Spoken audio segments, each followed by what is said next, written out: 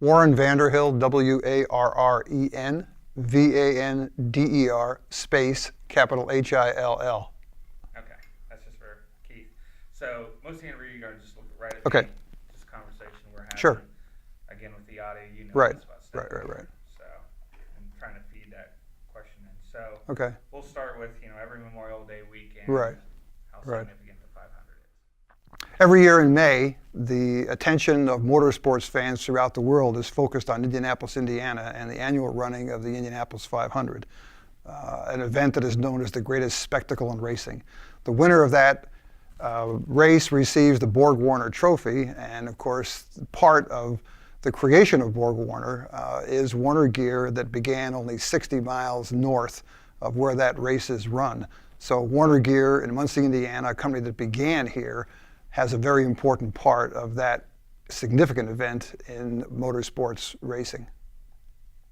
Okay, the Ball family came here from Buffalo, New York in the late 1980s. In Buffalo, their glass factory had burned down, and they came here seeking a new place to manufacture glass jars. And with civic inducements and the discovery of natural gas here, this made it a natural place for them to be. But the five Ball brothers were hardly the only entrepreneurs in this area. I mean, there were a number of other people who were in all sorts of other businesses, in glass, in various other kind of manufacturing industries that were really the hallmark of Muncie, Indiana in the latter decades of the 19th century. Among those people, you unquestionably had individuals like Abbott Johnson, who played a prominent role in the founding of what would later become Warner Gear and BorgWarner. The Warner brothers, five brothers, originally from Shelbyville, Tennessee, who had gone off to seek their fortunes in various parts of the country. And at one time or another, virtually all of them ended up back here in Muncie, Indiana. The most prominent being Tom Warner and Hugh Warner, who were business people, inventors, entrepreneurs, and along with Abbott Johnson, really had a great deal to do with the forming of what became Warner Gear and a bunch of other Warner enterprises in the early decades of the 20th century. In the early decades of the 20th century, one of the things that made Muncie really prominent from an entrepreneurial standpoint and the beginning of the availability of a great number of jobs was that you had incredibly diverse parts manufacturing. And as the automobile industry began to really develop, Muncie became one of many key areas for parts. Obviously, Warner Gear had a great deal to do with this because of the ultimate invention of the differential and their contribution to transmissions. So it's a combination of a great need, especially, as I said, in the early decades of the 20th century for parts, and the availability of these manufacturing plants. Muncie at one time was simply known as a large tool and die factory because there were all kinds of people here who had really outstanding tool skills, and many of those ended up working in the forge plants and other operations of that kind that were developing in the first couple decades of the 20th century in communities like Muncie. In the early years of the 20th century, perhaps the most significant hallmarks of job opportunities in Muncie were people who worked at the large Ball Brothers glass works and a very large number of people who worked in forge plants, in machine plants, especially the ones that began with the Warner Brothers. And by the period from 1910 to 1920, you had incredible growth in parts manufacturing for the automobile industry. Glass manufacturing moves out of here in the early 1960s, but everything else is still going fine. Right. I mean, it's just that moves out. But you're then approaching the heyday of all these other places. Yeah. I mean, even though Ball Brothers symbolically moves their glass operation out of here, they still had some other smaller operations here, but the big one, the big assembly line production that they had here were, of course, making glass jars. And that's what moves out in the early 1960s. Well, okay, fine, that's a big thing, but you still have all these parts manufactured, these automobile satellite plants that are all over the place. So I mean, it's a little tricky to kind of play with that. And I don't know how much you want to get in, okay, Ball's glass factory closed in the early 60s, but everything else is really doing great. And so when you talk about thousands of workers with production line jobs, those jobs are just beginning to really boom. So I'm not quite sure how you want to play that. I mean, we could. Yeah, I think I covered that a little bit later. Okay. One thing I would like to talk about while we're back in the early part of the history Right. is just a sense, and this is more of a narration thing Right. about the hustle and bustle, and this was a booming town. You know, population was just growing, and it was kind of swelling, and it was its own little metropolis. Okay. Back in the turn. Okay.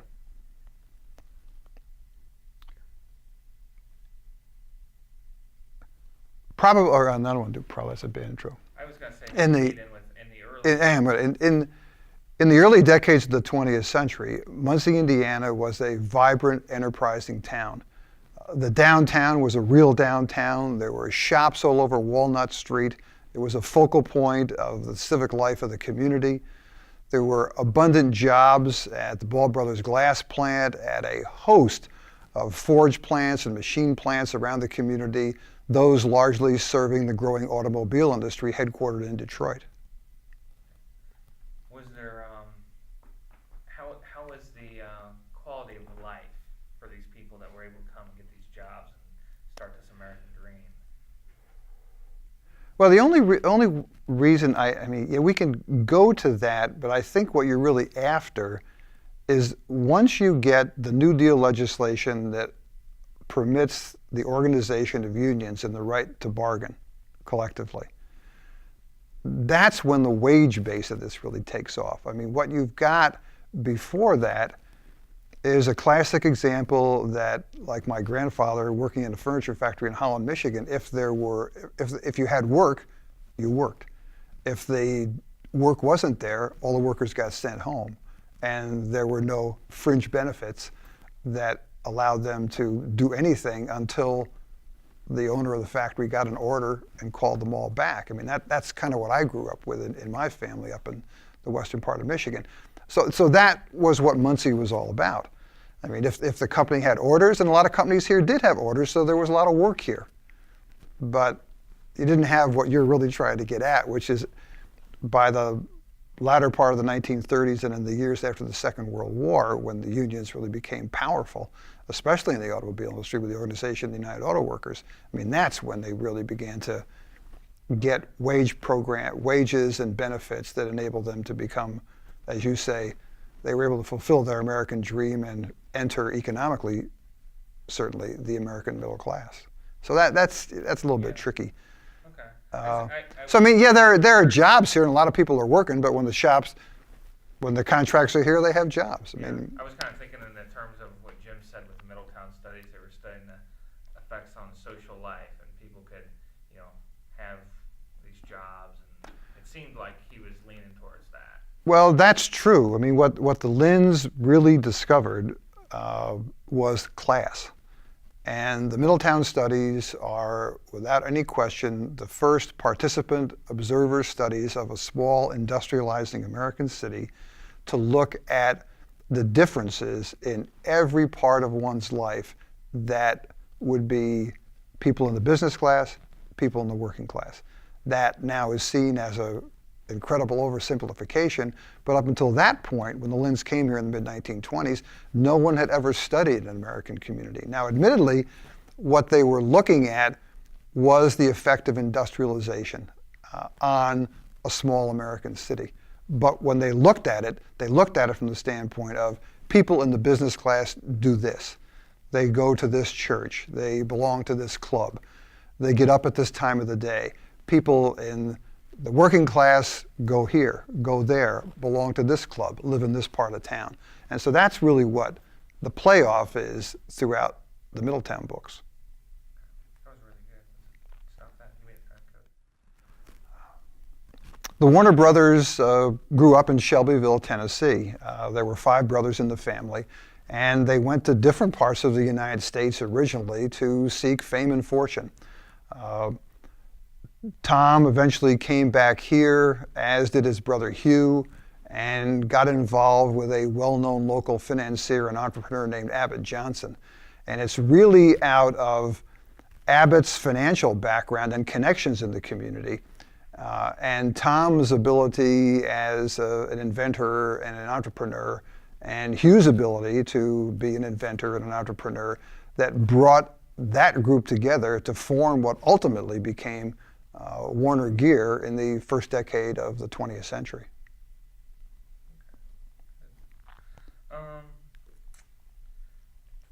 Staying on this here, maybe we'll have. I know you said you're not too comfortable with the whole differential gear, something, but No, maybe I'm just not. for your voice sake, kind of tell us what you know about how the significance of what they created.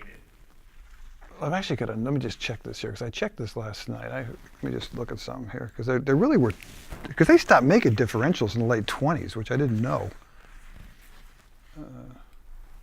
Yeah, the other thing is called the sliding gear transmission. So their two key inventions are the sliding gear transmission and the differential gear. We can just throw that in there if you want that. Yeah. Okay. Okay, wait a minute. Get set up here.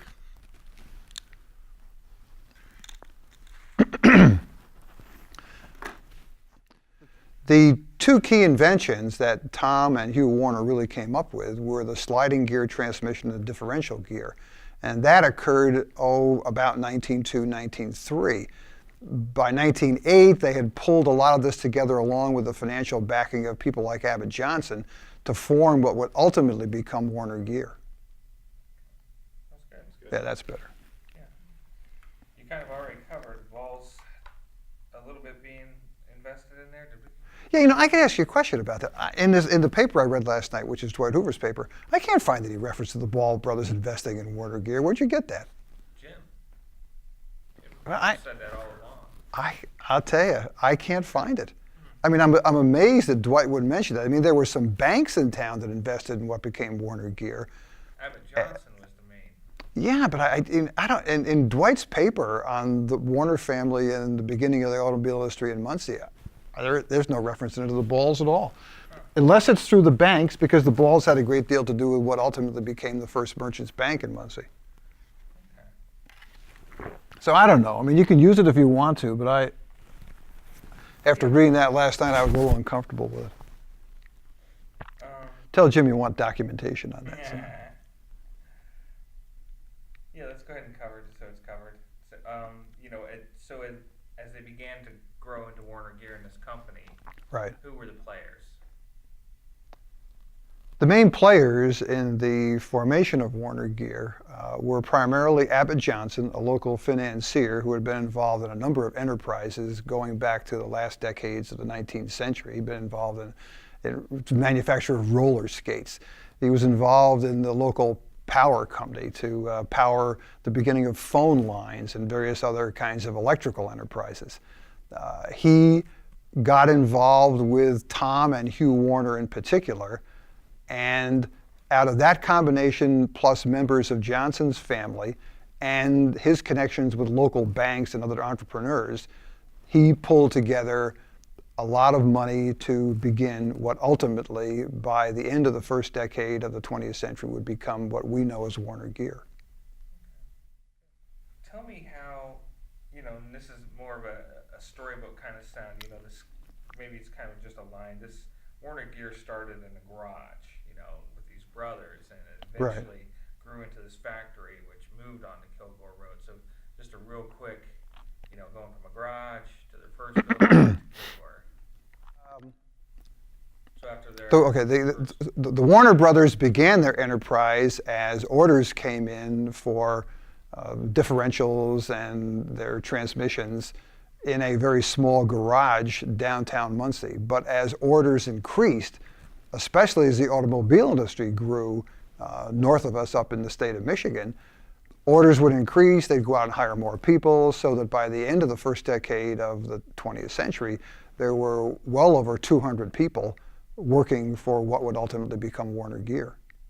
From that point on, as orders increased, they needed more facilities and they began to expand their plants, and ultimately that became the key large plants that you had downtown before they moved out to Kilgore. Just touch on when Warner Gear became BorgWarner. Right. That Okay. time frame, Yeah, can do that. How Okay. it happened a little bit. Yeah. The details. Yeah. Okay. By the late 1920s, Tom Warner had not only a plant in Toledo, Ohio, but also there was the Warner Gear facility here. And he had gotten to know, I got to go backwards. I got to check on this. I think Borg's first name is George. Remember that?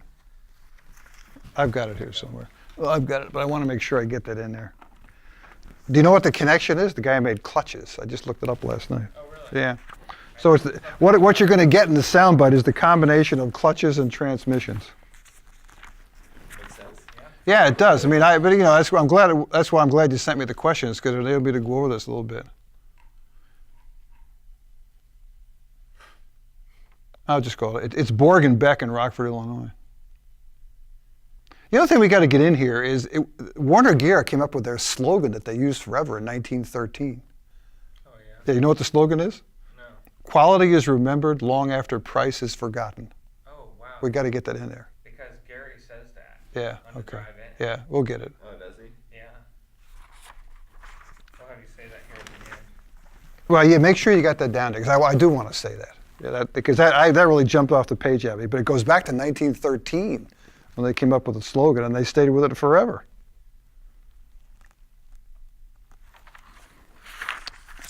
Okay, let me go back over that. Okay. You want to take your glasses? Oh, yeah, that'd be nice. To be consistent here. BorgWarner came out of a merger in the late 1920s of Borg and Beck in Rockford, Illinois, and Warner Gear, and Tom Warner's interest in a plant that he had over in Toledo that was doing quite well. And really the combination is clutches that were made by Borg and Beck of Rockford, Illinois, and transmissions that were made by Warner Gear. And that all came together in 1928, and out of that you have the formation of BorgWarner. From that point on, of course, and this is a key element, decisions that were once made locally by people who were at Warner Gear were now made by BorgWarner Corporation well beyond the confines and the influence of the city of Muncie, Indiana. Good. That was really good. Yeah, that's an important point. Yeah, that was a nice take and everything. There was something that was brought up in the showing the other night. I was Right. curious if you knew anything about this or any field about that woman in the back who said there was this competition between Michigan and Indiana on who's going to be the auto industry. Yeah, Think there's any that's truth to that? yeah, there is, but it's really tricky to play with. I mean, at one time, according to Dwight's article, there were over 200 people making cars of one kind or another. I mean, a notable example, of course, that had some success until a few decades ago was Studebaker in Notre Dame, in South Bend.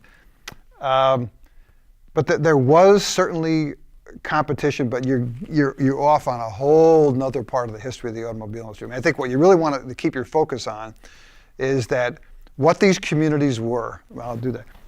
Communities like Muncie, Indiana were automobile satellite communities. Newcastle, Kokomo, Anderson, Marion, all of these communities like that in the Midwest were automobile satellite communities. And all of them did a lot of different kinds of things. Muncie had a much more diverse manufacturing base, a much more diverse parts base than, say, a community like Anderson, which was almost entirely General Motors. Good. I was just curious when she brought that up.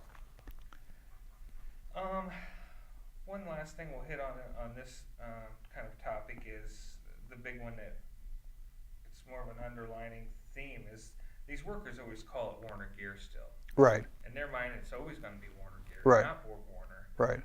And that's really kind of this unwillingness, this human condition to change that ultimately does them in a way with the unions and stuff. Well, I'll give you a funny soundbite on that then.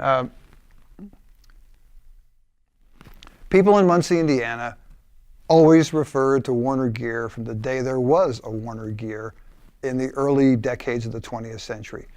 When it became an important part of BorgWarner in 1928, it was still known as Warner Gear till the day the plant closed. But the same thing was true of other plants in Muncie. Muncie Chevrolet was Muncie Chevrolet, even though it had a whole bunch of titles, New Venture Gear and a number of others. But until the day it closed, it was still Chevy or Muncie Chevrolet. Do you think, and this is just your opinion here, do you think that that psychic, that idea, was, people's, it was maybe enabled them a little bit to always say, no, it's always Warner Gear. Oh, okay, okay. I can do some. The fact that Warner Gear began here and was always called Warner Gear, even though it was part of a large, what eventually was a multinational corporation, gave people a sense of identity. Yet, beginning in the 1920s, decisions that were once made locally here by people who were part of Warner Gear could now be made in Detroit, far away from what was the beginnings of this company.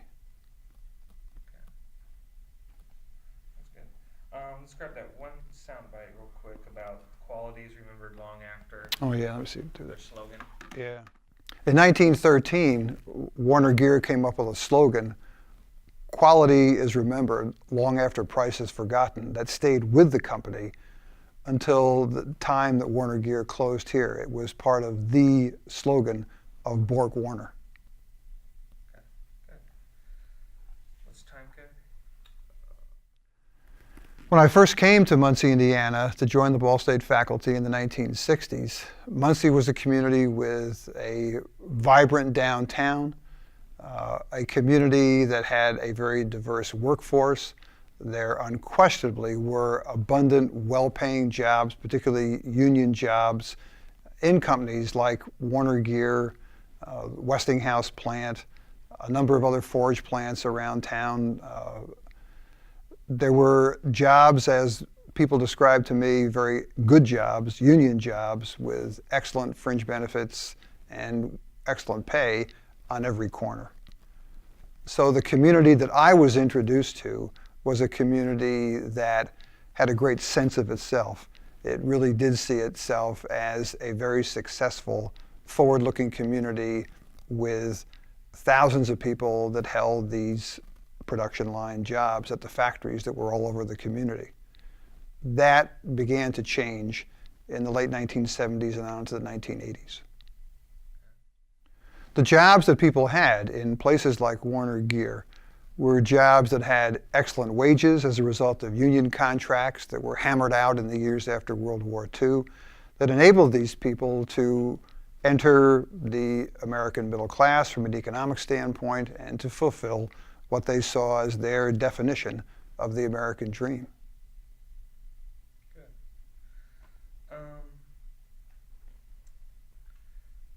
Let's see. The topic is some kind of Muncie today. Let's kind of talk about Ball State being the largest employer in the county now versus these old factories. The shift that you kind of saw happen. Yeah, and I've got kind of a soundbite I use in that a great deal.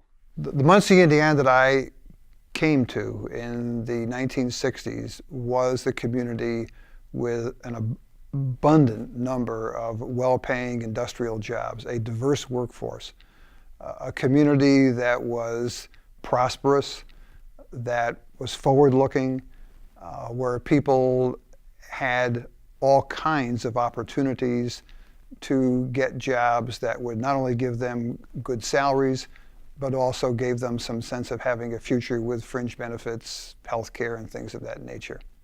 If someone had said to me when I came here in the decade of the 1960s that by the end of the first decade of the 21st century, the largest employers in this community would be the university and the hospital complex, I would have thought that they were operating from a perspective that was based on some other planet.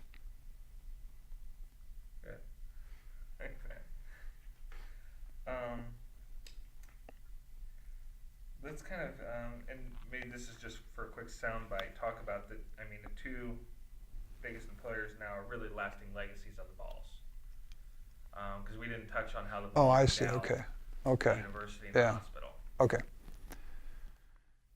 It is really interesting that the two largest employers in this community right now, employing several thousand people, The university and the hospital complex are both examples of interests of the Ball family.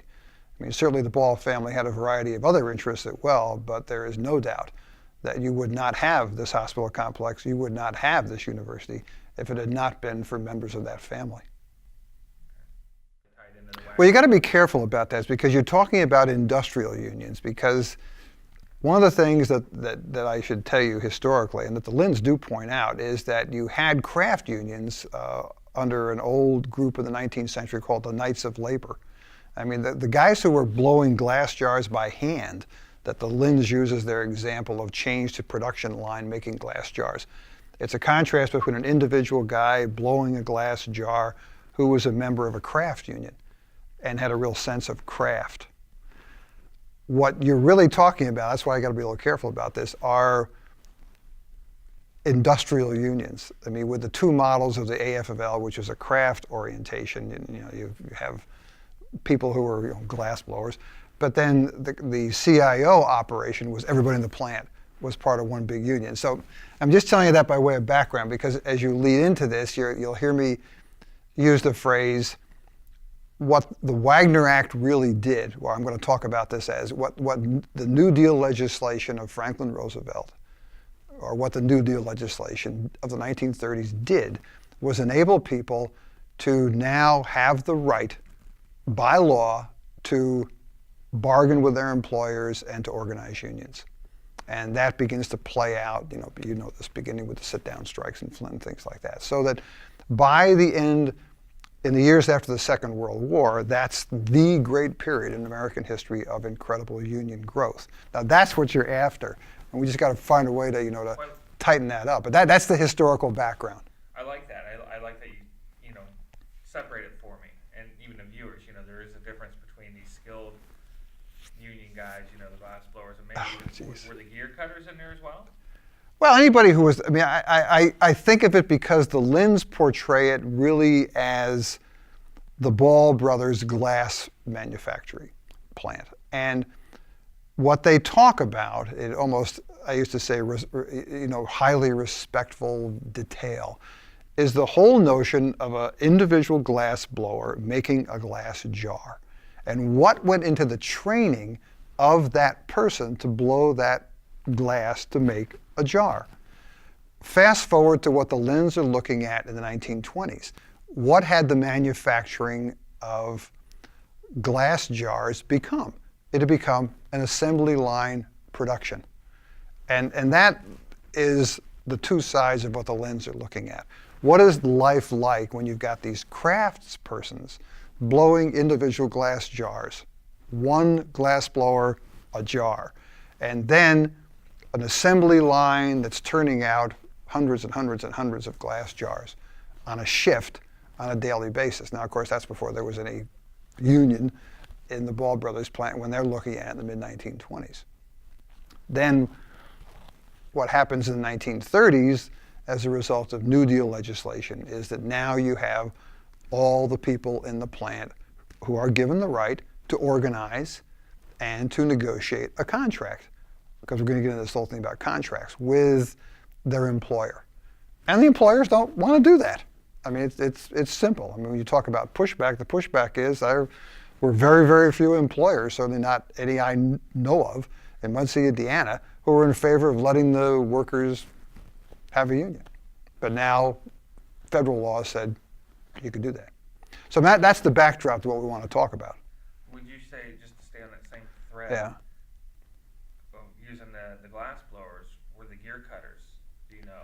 I don't know. I mean, because the glass blowers, that's 1890s, early years before assembly line production of, well, because the other key part of this is to have assembly line machines that can turn out jars. And I saw one picture you had of people putting them in crates and stuff like that. Well, I guess my reason is, yeah. We'll touch on this later.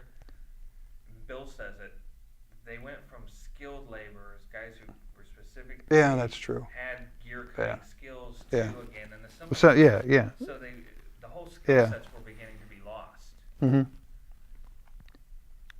That's why I'm wondering, maybe there was also with these early gear cutters when they were doing it by hand. Yeah.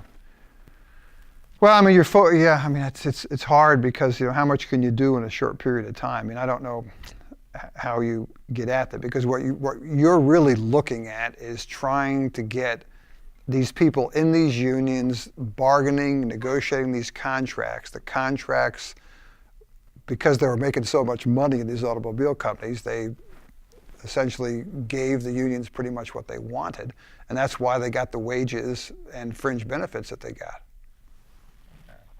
If you're not making any money, you're not going to give people any of those kind of contracts. Okay, so let's get back on track with Yeah, right. How there were these very skilled gear cutters at Warner Gear. Those were the primary, we know, of workers going on there.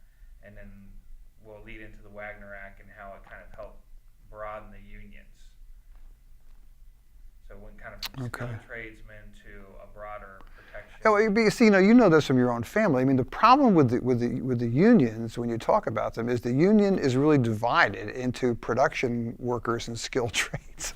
So you still had people who were in the union who were the carpenters and the joiners and all that kind of stuff. So I don't know. I'm just trying to think of a way to massage that a little bit. I mean, they weren't all the same, and as you are also aware, there's a differential wage scale, which I didn't know until I started interviewing all these union guys. The guys who were in skilled trades made a few buck or two or whatever more an hour than the guys who were production guys. Well, maybe the way to massage it in is there were these skilled gear cutters, Yeah, right. that maybe had their unions, like they had more protection because they were skilled, and the Wagner Act kind of opened it up. But they were still separate. You're getting too technical. But they're not separate. I mean, they're not separate like the Knights of Labor were separate. I mean, then the unions were organized, which was the old AFL idea, along crafts, specific crafts. I mean, the real change is everybody in the plant's in the same union. If you're sweeping the floor or you're a skilled gear cutter, you're still in the same union with the same, you might have a few bucks more an hour, but you're still part of the same bargaining unit, and that's the real key. So I'm not quite sure how many different tortuous paths you want to go down, because what you're really after is what these union contracts did. The good thing is they gave them very good wages, incredible benefits, pensions, and that's what becomes known as the legacy costs that begin to really drag on the automobile industry, and unquestionably has a great deal to do, along with globalization and various other elements like outsourcing, to bring it all down. So I mean, that's a kind of thumbnail history of what happens to American labor in the last 20 years. I mean, you know as well as I do, if you didn't have the legacy costs, a lot of these plants would still be going. Right. So with that said, how do you want to get into it? Just kind of start with the Wagner Act and how that Okay.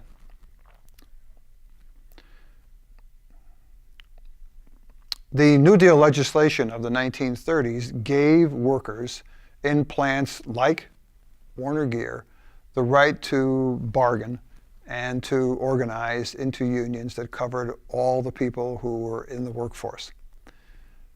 In the years after the Second World War, as the automobile companies were making a great deal of money, the unions hammered out contracts that gave them excellent wages, outstanding fringe benefits programs, which included complete health care for the worker and members of the worker's family, and pensions once they retired.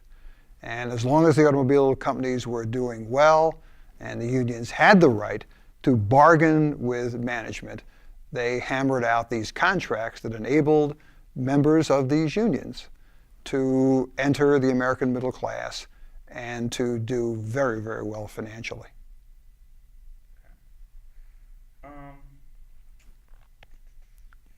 Let's talk about the effect of that then, for the workers' social life.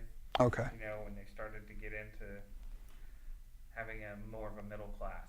Mm-hmm. Well, I'll make it personal again. The wages that workers had during this period that was unquestionably the golden age of unions in American industries enabled people to do things that were certainly not previous to this associated with workers in industrial plants in America. It enabled them to have paid vacations. It enabled them to buy boats. It enabled them to go on vacations, which was certainly the case in my family and with people who were part of unionized plants. Okay. How did this then start to bleed in? I know you talked about local politics with the mayor, who was a... Oh, yeah. Okay, let me talk about that. Yeah. One of the important things about the unions in Muncie is that it gave a significant number of people a great deal of training in leadership. This is not only leadership and all kinds of groups that were volunteer groups in the community, but it also trained people to, at one point, become, for example, mayor of Muncie, key members of the Indiana General Assembly. For example, in the 1950s, 1960s, a person who was the president of Local 287 at Warner Gear was an outstanding member of the Indiana legislature. Okay.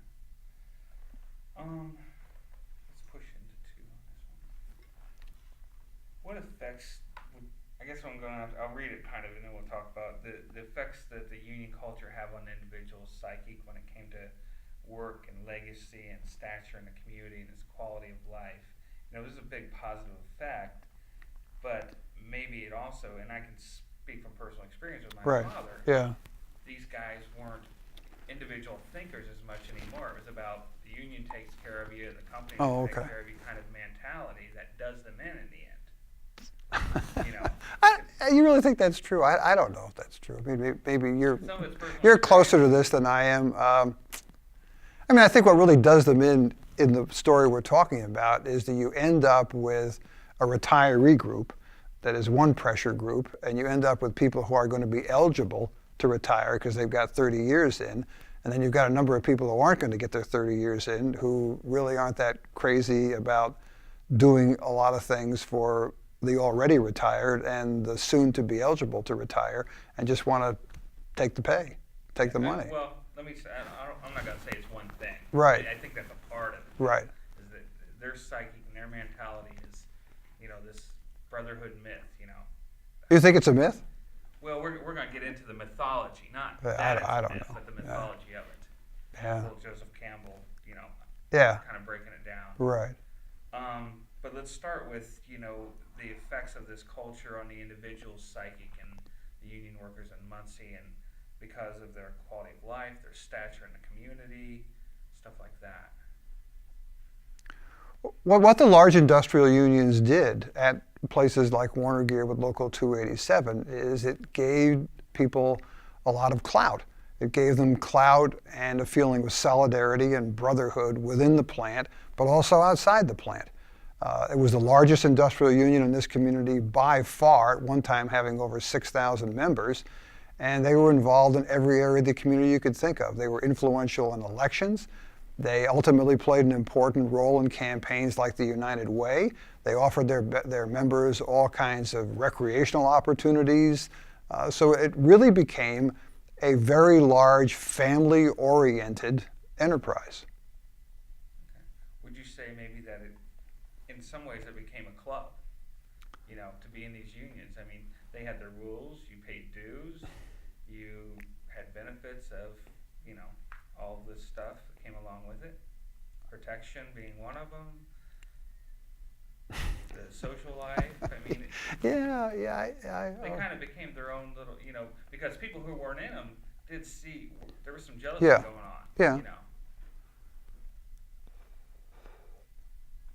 In many respects, I do feel that the unions became like very large extended families.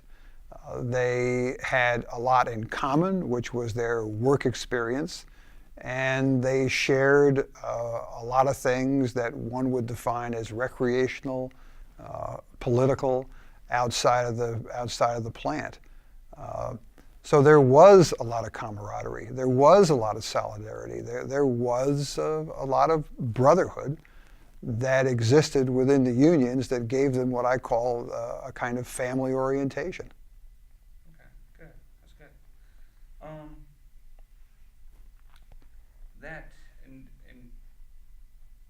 to kind of start getting in, exploring that mythology of the brotherhood. It was interesting. We had Bill on in the same breath, Right. saying, "These guys are my brothers." When he's reading that script in the Right. morning, and he believes in it, and everything. And then in the same breath, he turns around and says, "I'm probably gonna never see most of these guys again in my life." Well, then it can't be that strong. Is our point? Are you really that strong if you guys aren't? Yeah. Yeah. And I kind of saw this personally in my own Yeah. family and stuff like that. So, to explore that mythology a little bit, it was this idea of joining something that was bigger than you. It would protect you. It would serve you if you served it. And as the later generations came along, third generation union workers, Mm-hmm. that mythology started to become a little bit more transparent. Quitting? Sorry. Yeah. Yeah, we could play with that a little bit. Okay. I mean, there's no right answer. Yeah, here. there's not, It's no. just exploring it Yeah. a little. So Well, I don't want you to think no, no, that's the mean. We're not trying to do some kind of philosophical treatise here. All right, I'll give you a couple sound bites. And okay. The mythology maybe of the union or the brotherhood. We're rolling. Okay.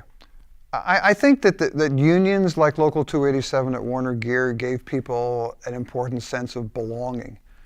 It gave them something they could identify with. How much of that existed beyond the union, outside of the factory, I think largely depended on the individual. And now with the end of locals like 287, it will be interesting to see how much of that continues. Okay, that's good. The details of that, as I said in my email last night, you know more about it than I do, especially with the most recent stuff, because most of what I got on this came from conversations and the formal interview I did with Gerald, because to him, and I guess there's some lawsuits still kicking around about this, that the 2006 vote really had to do with retiree pensions and health benefits. And when you sit down with him for a cup of coffee, he's pretty candid about saying, it wasn't like there were 12 things, there was one thing. And it had to do with the emphasis within the union, going back to your point about the union as a family, trying to, as he articulates it, always be aware of the retirees. Almost saying, because one day you're going to be one. And you have to make sure that those retiree benefits, pensions, and health care are there. And now they're not. Yeah, I've heard from my father. Well, I shouldn't say they're not. They've been eroded, I guess is the phrase I'd use. Yeah. There's a lot of pushback about the younger generation not protecting the retirees like Yeah. Harold's generation Yeah. did and others. So Right. we can get into that. Let's start with, what's really weighing on most American companies at this time is the legacy costs, Right. like you started to say. In the contracts that were negotiated in the years after World War II, they ultimately became so expensive for the companies, especially in regard to not only wages, but things like retiree pensions, retiree health care, that the companies began to see that they simply could not any longer continue to offer these, to continue them. The union perspective was these were contracts. They had been negotiated in good faith, and that the contracts, all the I's dotted, the T's crossed, should be honored to the letter. And so a really significant part of the tension that began to exist between unions like 287 and management had to do with the legacy costs. In that same thread, would you say that there was unrealistic promises? At the time the contracts were negotiated, the demands that the unions made and that were granted to them in the contracts were not seen as unrealistic because the automobile companies were making so much money. They came to be unrealistic as competition, globalization became significant factors that created a much different perspective on we can no longer endure these kinds of legacy costs for the members of these locals. Okay. That's a good point to clarify. I like that. Maybe getting a little soundbite here. Sometimes there were workers who were living on benefits longer than they had worked in the plant. There's a few, or as long. We'll say as long. I mean, if you work 20 years, maybe 30, you might live, Yeah. 30 more years. We'll try this. One of the important parts of union contracts, especially the ones that were negotiated in the 1970s and probably for the last time in the very early 1980s, were such concepts as 30 and out. And so you ended up with people who were living much longer than the number of years that they had put in the plant. Bingo, perfect. I like it. Okay. We're going to start to shift into the global market topic now. Right. How it changed the industry, age in America, especially the auto industry with, competitors coming over here. And we can kind of bring in again that theme of Warner Gear workers used to be very skilled gear cutters way back, and now at the end they're really just assembly guys, moving apart from here, moving apart to here. Bill even says that. He said, I stood here for 8 hours doing this, So that was a change in Warner Gear, just how they did business. So let's start with what happened maybe that kind of changed the game with globalization, talking about the markets. Jim really kind of said it great how the European markets and the Asian markets were destroyed after World War II. Somebody really could compete with us for 20 or 30 years. We were the sole powerhouse of manufacturing. Right. But as they started to come back, that's when they started to get into our markets. So, maybe that's a big reach. Yeah, I mean, maybe the lead-in is kind of, as the world markets grew, this globalization started to happen and infiltrate, the auto industry especially. Maybe that's our lead-in.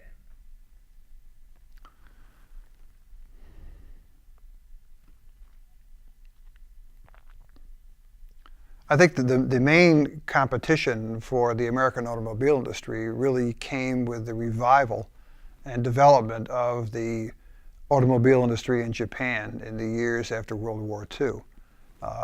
Without question, that industry was destroyed during the Second World War. But as the Japanese began to develop, and especially to focus more on quality, this began to build in an element of competition that initially the American big three automakers tended to ignore, and eventually found that they were in great difficulty because they had ignored it for so long.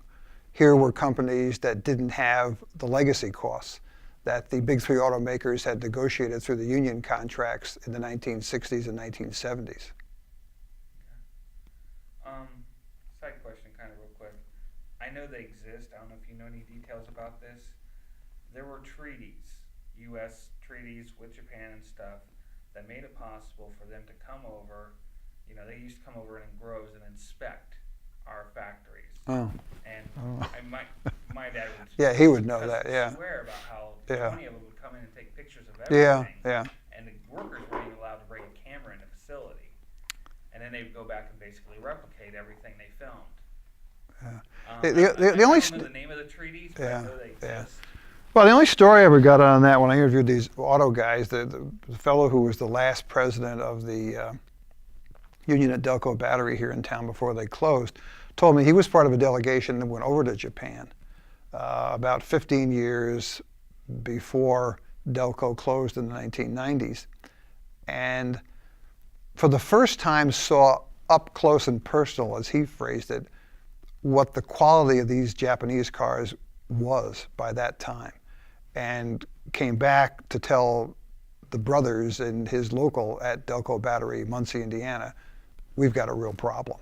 So I mean that's really the only ever significant insight that I ever got to that. Okay. you a little bit about, or lead into the, specifically in the auto industry with globalization and the big three not using these satellite companies as much, bringing their transmission work inside. Steve Zirkle talks about this because he was in the sales part. And especially in the 55 strike, Ford could no longer be beholden to Muncie, Indiana, so we're going to start bringing stuff inside and making it, and the satellite companies started to feel this. Oh, this was I think. Let me think about that. Primarily in the 1960s.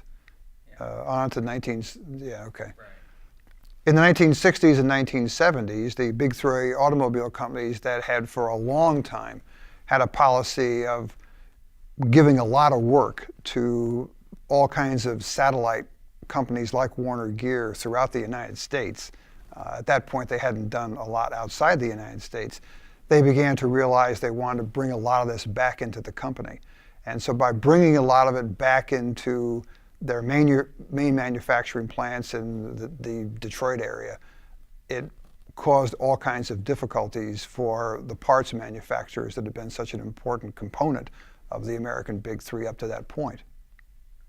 Do you think that that decision was maybe part of globalization, or what do you think helped? Do you know anything about why they started making those decisions? No. Okay. No.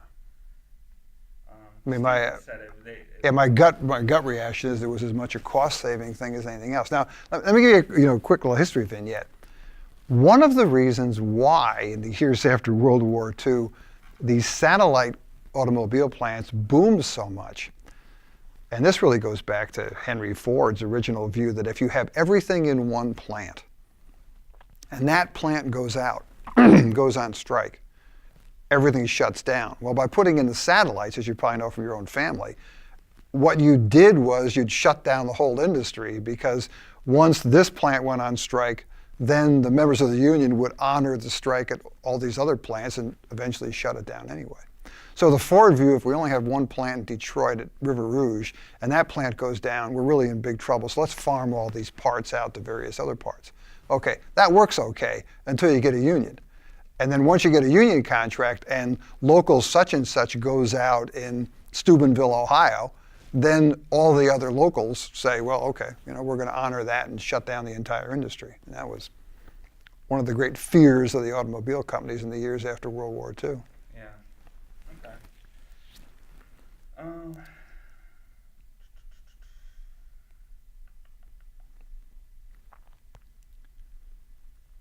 Kind of touched on this a little bit, but maybe, and this is totally your opinion, if you want to go there or not, say, touching back into that mythology a little bit, do you think towards the end, with the way Bill was versus someone like Gerald, Right.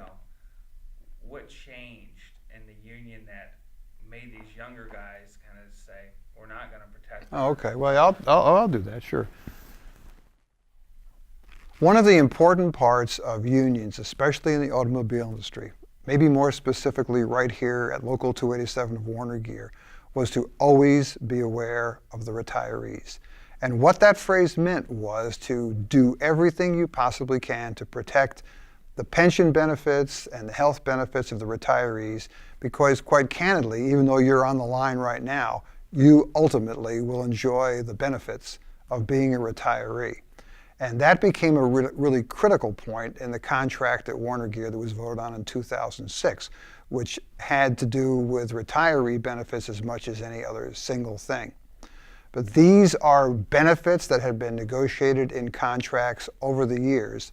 And the people who are on the line, even though they might never get to retiree status, as they saw the handwriting on the wall of the plant closing, decided that maybe that wasn't something that they wanted to vote in favor of. Do you think maybe the mentality to change that was just a personal, I'm taking care of me now because I'm not going to get to retire? Or? Okay, let me try to. In the last years of Warner Gear here in Muncie, Indiana, there were certainly people who were in the plant and undoubtedly realized I'm never going to make it to the 30-year point, which will give me retirement pension benefits and health benefits. And so their view in voting on some of these contractual issues was, I think I'll take what I can get now because I'm never going to be able to enjoy what a lot of my union brothers had who got their 30 years in and are now enjoying their health and pension benefits. Ultimately, what Warner Gear did was to cut away at the pension benefits, both the health benefits and others, at some point anyway. Okay. Let's go back to the factory a little bit, the same topic.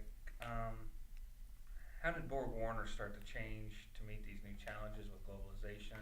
They sold off their marine line. Yeah, I don't know much about that. Okay. Yeah, I mean, when you guys started talking about selling off this marine line, I didn't know I had a marine line. So, Okay.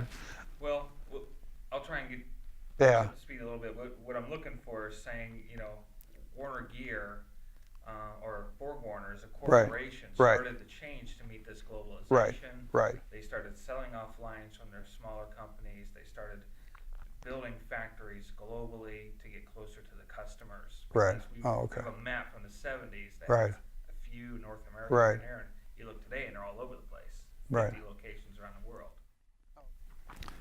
BorgWarner is an international corporation. They have plants all over the world.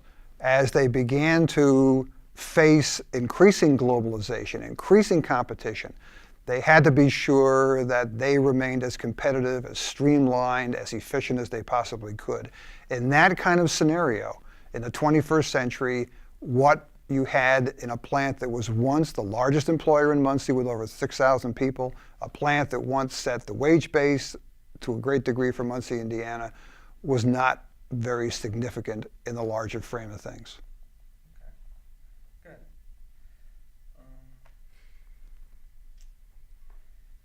How would you say that the Local 287 began to really lose ground in their strength, whereas before, they really kind of set the tone? Yeah.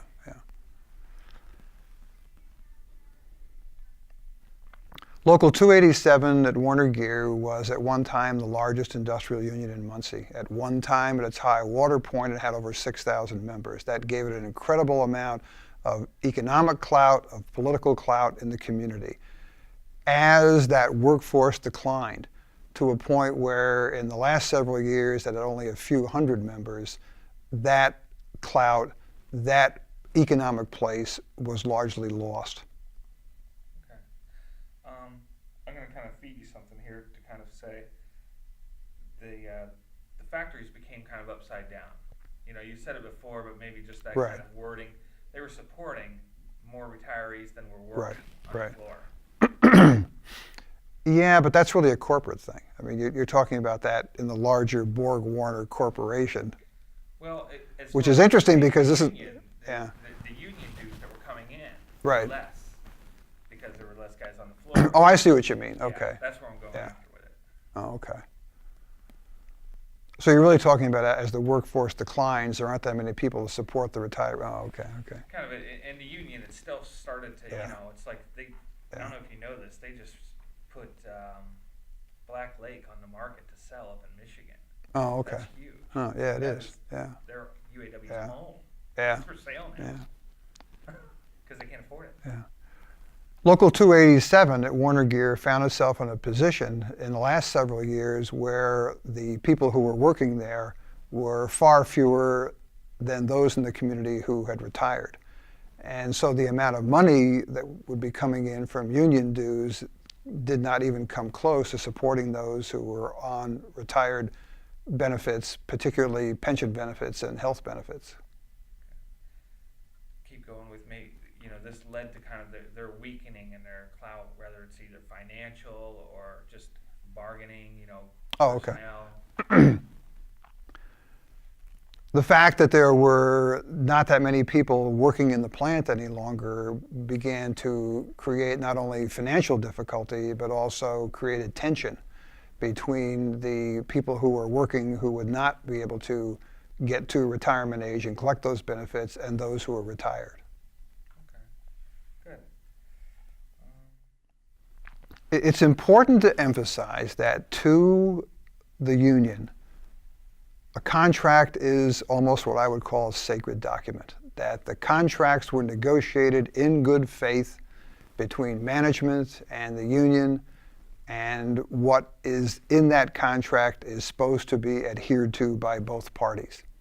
In 2006, BorgWarner, perhaps sensing some weakness in the union between the retiree group and those who were still in this now quite small workforce, decided to do some push and see if the members of the union would be willing to negotiate to open the contract and take a long, hard look at some of the retiree benefits. The union voted unanimously not to do that. No, I'm going to end with that, I guess. Is that okay? No, that was great. Yeah, okay. What was your thought? I can pick it up. We'll Okay. do another bite on it.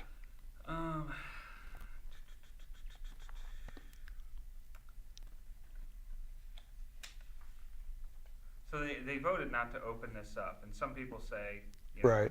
it could have Yeah. continued. It was eventually going to close. Everybody kind of knew it, but we could have gotten a few more years. Some people think that no, they just wanted to take more and more from us.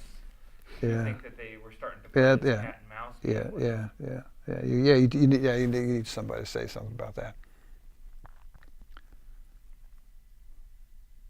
With the union vote in 2006 and the unwillingness on the part of the union not to go back to the bargaining table and take a long, hard look at the contract again, there are a number of people who maintain that if the union had agreed to open the contract, that it might have enabled the workers who were then in the plant to continue to have jobs for a while longer. But the price they may have had to have paid would have been to give up some of the benefits that the retirees had. Okay. Good.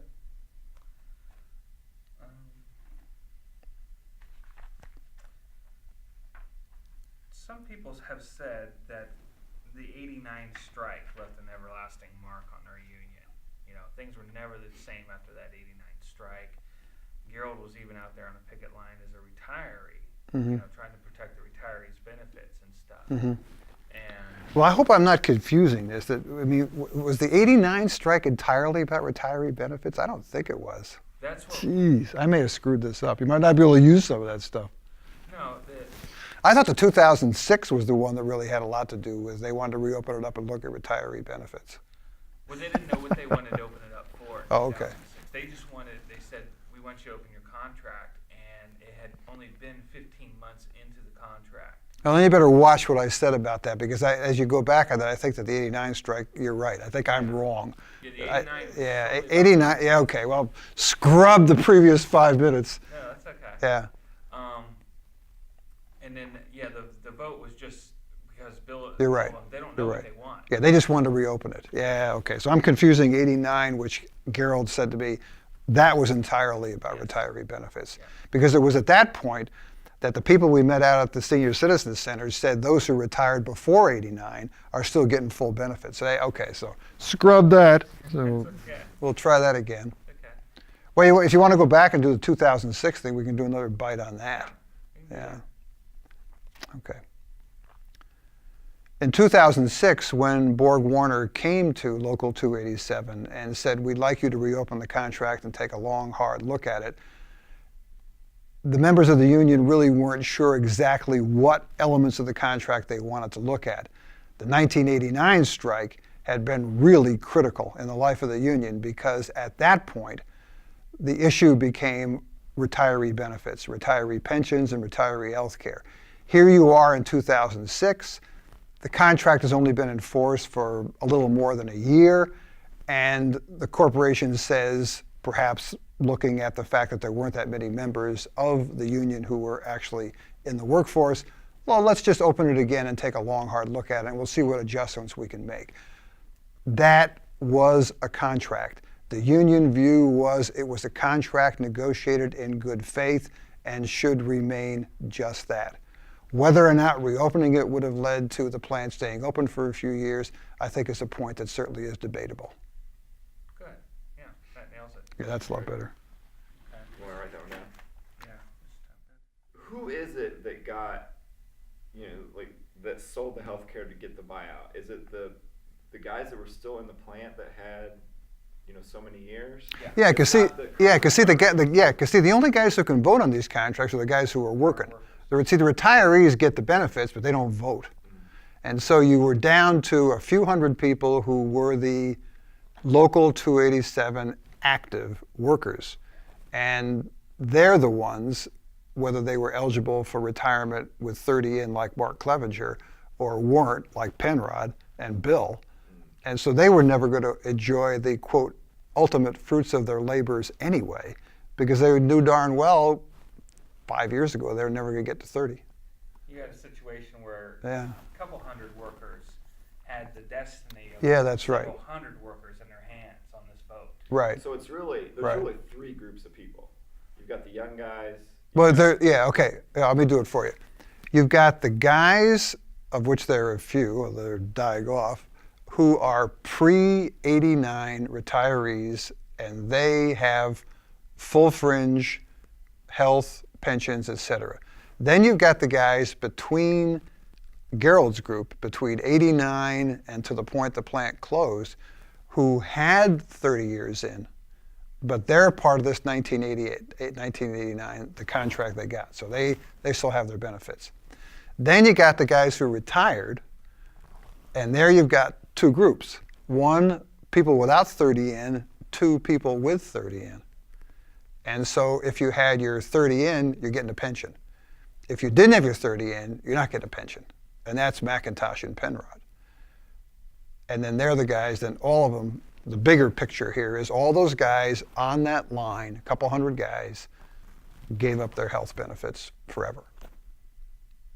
So no pension, no health benefits. I'm going to kind of feed you this a little bit, kind of what you just said, because this point where we're going to use you in the movie is right after Bill and Steve saying their bits, their point of views of this sell-off. Oh, okay. And what we need is someone with your voice to come in and clear it up for the audience, because it's complicated. So I'm going to kind of feed you this a little bit. All right. In this in the very last vote to sell off the benefits that Bill and Steve are talking about, Right. the younger generation kind of had this take what I can get to protect me, and this protection of the retirees had faded away. And Bill takes the moral high ground to protect Gerald. Oh, I see. Okay. Gerald and the retirees love Bill Yeah. for protecting him. When Bill goes out in public, his peers harass him. Oh. So, Even though they won. even though they won, Yeah, they're right. still harassing. Yeah. Because he was the president of the union and took the wrong path in their view to not take the money. Yes. Yeah. Yeah, without saying it, it's kind of like screw the retirees, because I'm not going to be one anyway, so why should I care? That's Yeah, exactly it's right. true. Yeah. So let's try and articulate this a little bit. Yeah. Clear it up for the audience that's going to get this. Okay, let me try it this way. In the final days in the plant, the workers who were still there were given the opportunity to vote on whether they were going to take a cash buyout or they were going to take health care. The vote was to take the cash buyout and to give up a claim on health care. And in the view of some people, that was short-sighted and was against what the union had stood for so many years, which was to always be aware of the importance of the benefits of the retirees. Good. I've got one more question. It keeps adding to my confusion because you're talking about the people in the plant having a vote. Right. But it sounds like from what Bill said that it was actually just this committee that decided. Yeah, I don't want to do that, because the reason I'm obfuscating on that, and you're right, and somebody might pick that up, the committee was elected by the workers, thus the committee is supposed to represent the views of the workers. I mean, you're absolutely, you're absolutely right, but I don't know. Well, you don't want to narrow it down to exactly who. No. Yeah. These 8 guys screwed the other 8 guys. Yeah, right. Yeah. No, I understand. So in candor, that's why I purposely left it a little vague. Okay. I mean, I don't know. We just wanted somebody to kind of. Yeah, I think all you wanted was to get in the point that we talked about a few moments ago, and that is this notion that was part of this brotherhood, of this solidarity of the local, of the union, to always be aware of protecting the retirees. It's kind of like people on Medicare. Finishing that off, Yeah, let's go back to the kind of a Joseph Campbell yeah, wording of it, this Right. mythology. right. You know, it had changed Camelot, you know, at the end, which is what we're talking about here. You know, everybody's kind of Yeah. fading away, so that myth has now dissipated. And, you know, what are your views of that? You know, how it in the previous generations was so strong. Yeah, yeah. In the final days of the union at Warner Gear, you certainly could see examples of where the great principles of brotherhood and solidarity forever began to go by the wayside. Good. All right. Last time, what's your time code there? You don't have unions anymore. You know, you can throw your opinion in on this. You know, the workshops aren't dangerous if they're paying a living wage. I don't know. Yeah. I was just trying to think of a way to lead into it. Okay, I got one. Okay. Try this one. As Muncie changes gears and goes from companies manufacturing transmissions and differentials like Warner Gear, Muncie Chevrolet, to a company manufacturing gears for wind turbines like Bravini, you will go to companies that will not offer unions, fringe benefits, retiree health plans. Whether or not this is a good thing as far as the economy of this community, the nation's Middletown, or for the larger community of the United States remains to be seen. Okay. I like that you're getting the Middletown back in there. That's one thing Yeah. we have Yeah. to do in the movie at the end Yeah. is kind of say Middletown is again everybody, reminding people. Yeah. Before we get to that though, you know, let's touch a little bit on the identity of the town. You know, the town still is trying to change this mentality, this identity. Of Oh yeah, that's the kind of walking thing I did the other day. Yeah. Kind of like, yeah. Yeah. Okay. With the change from an industrial economy that really focused on places like Warner Gear, like Muncie Chevrolet, like even the Ball Brothers Glass Works, even though it left in the early 1960s. Muncie is a community trying to reinvent itself. It's a town trying to find a new sort of industrial niche. Whether or not companies like Bravini will be the answer to this, I think remains to be seen. Let's push into two. Without mentioning Bravini Okay. stuff, on this one, let's kind of go with Muncie's identity as a factory town and stuff Right. like that. And steep, how do I want to say it? Has changed, you know, and change with being Middletown Right. affects everybody kind of. So we're going to broaden this out.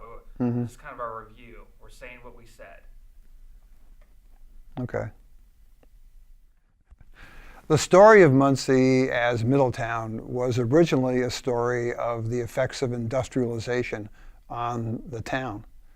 The story of Muncie today is still a story of Muncie as a Middletown, but it's a story of a community trying to reinvent itself, to find a new niche in an age where deindustrialization has become the watchword.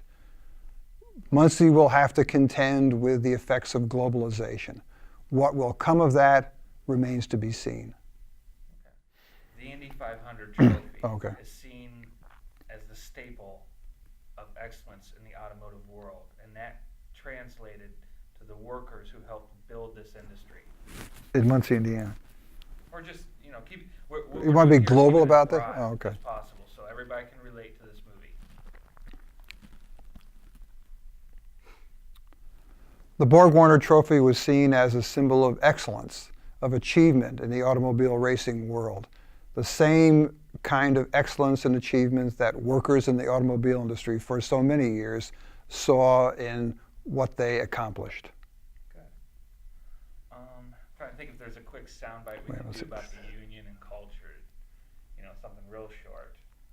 Is there any that come to mind that the union culture was created and helped? Yeah, it's like that one I was talking about. We were walking around the other day. In the years after the Second World War, union culture, and more specifically union contracts, helped to mold and shape the American middle class. Good. Let's do one. What we have right now with this movie, just to give you where I'm going with this, it kind of feels siloed. We kind of feel like we have the Muncie story, Right. the BorgWarner story, Right. and the union story. Right. So let's get a soundbite where we are trying to integrate all this. into one. So this is a story about Middletown that is steeped in automotive history, steeped in union culture, and created a community that was, how do I want to say, examined for a way of life, or Yeah, not a way of life that, yeah. that was seen as not a poster child. That's not. But I'm going for that kind of broad. Yeah. Because Jim talks about Middletown being in the sociology books, and people don't even realize it was. Yeah. That's So, true. Let's see. Basically, we want to tie those three silos together and say that this is a picture of, Middle America, maybe. So we'll start off saying this is a story not only about Muncie and its history, but how it was tied into the automotive history and the union culture kind of thing. Yeah, you gotta get too many elements in there. Let's think. This is a story about Muncie, Indiana, the nation's middle town, and its automotive history, and its unions that helped shape the American middle class.